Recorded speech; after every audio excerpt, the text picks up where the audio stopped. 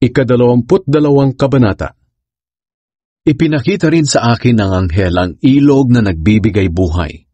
Ang tubig nito ay kasing linaw ng kristal at dumadaloy mula sa trono ng Diyos at ng tupa, at umaagos sa gitna ng pangunahing lansangan ng lungsod. Sa magkabilang tabi ng ilog ay may punong kahoy na nagbibigay buhay.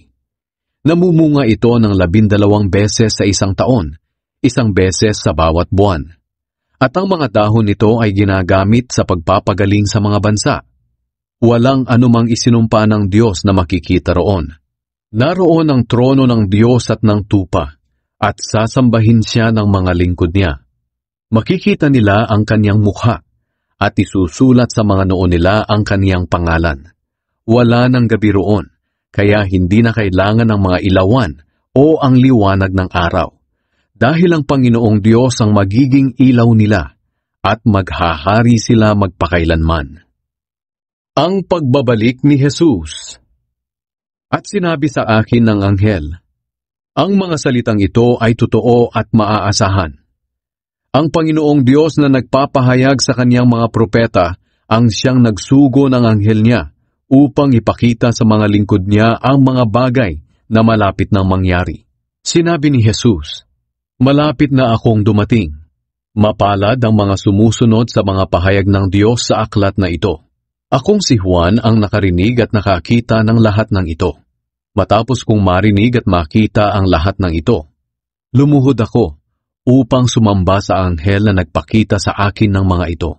Pero sinabi niya sa akin, huwag mo akong sambahin, sapagkat katulad mo, alipin din ako ng Diyos at ng mga katulad mong propeta, at ng lahat ng sumusunod sa mga nakasulat sa aklat na ito.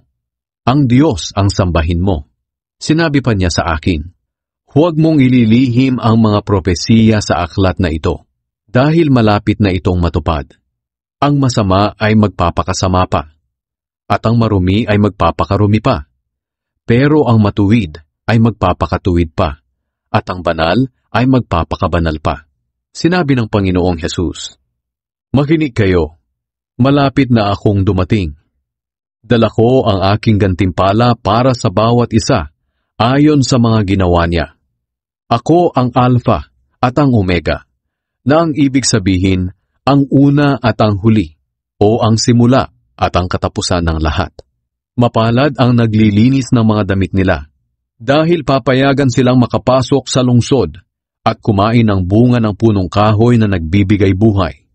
Pero maiiwan sa labas ang masasamang tao, mga mangkukulam, mga immoral, mga mamamatay tao, mga sumasamba sa mga Diyos-Diyosan, at ang lahat ng nabubuhay sa kasinungalingan.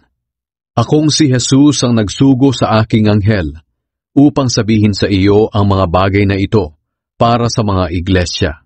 Galing ako sa angkan ni David, at ako rin ang maningning na bituin sa umaga. Nag-iimbita ang banal na espiritu at ang babaeng ikakasal. Hali kayo. Ang lahat ng nakarinig nito ay magsabi rin, hali kayo. Lumapit ang sinumang nauuhaw at gustong uminom ng tubig na nagbibigay buhay. Wala itong bayad.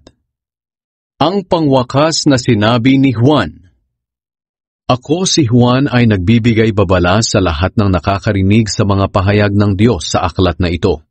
Ang sinumang magdagdag sa mga nilalaman ng aklat na ito, idaragdag ng Diyos sa kanyang parusa ang mga salot na nakasulat dito. At ang sinumang magbawas sa mga nilalaman ng aklat na ito, ay aalisin ng Diyos ng karapatang kumain sa bunga ng punong kahoy na nagbibigay buhay. At mawawalan din siya ng karapatang makapasok sa banal na lungsod na nabanggit sa aklat na ito. Si Jesus ang nagpapatunay sa lahat ng nakasulat dito.